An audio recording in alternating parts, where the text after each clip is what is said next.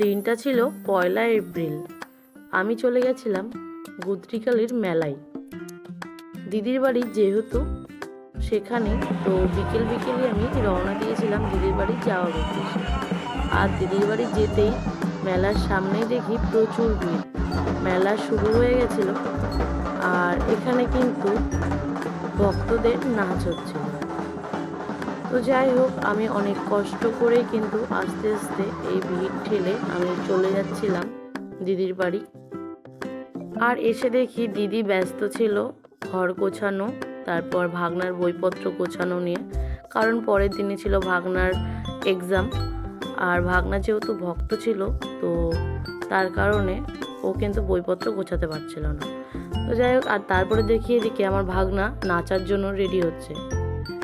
এদের এটাই আনন্দ।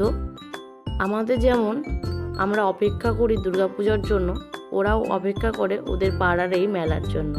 তো যাই হোক, তারপর আমি আমার দিদি সব রেডি হয়ে গেলাম মেলায় যাওয়ার জন্য। তারপর বাইরে বেরিয়ে দেখি এরা কি ভয়ঙ্কর সেজেছে, মানে আমার ভাগনা, এই পাড়ার ছোট ছোট ছেলেরা।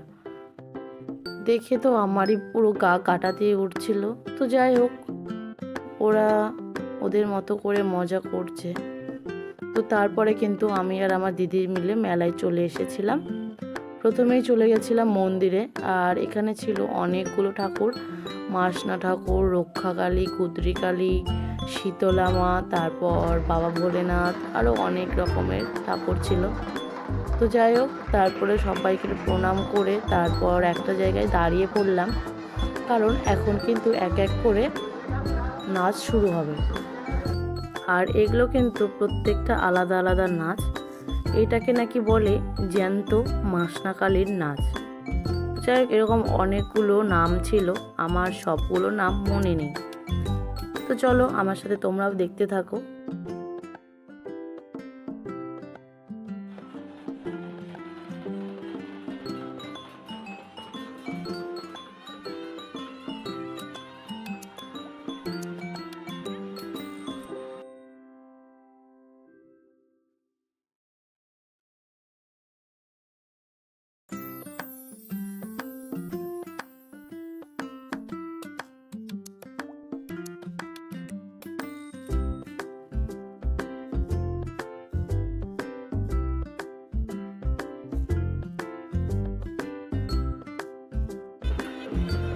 আর তারপরেই হচ্ছিল কিন্তু শিব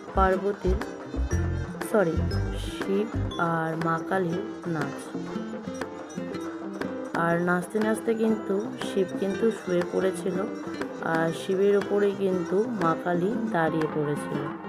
তো যাই হোক, লাস্টেই হয়েছিল কিন্তু এই দা কালী। এখানে 3টে বড় বড় দায়ের উপরে একটা জ্যান্ত মানুষ শুয়ে পড়ে, তার উপরে কিন্তু মা কালী দাঁড়িয়ে থাকে।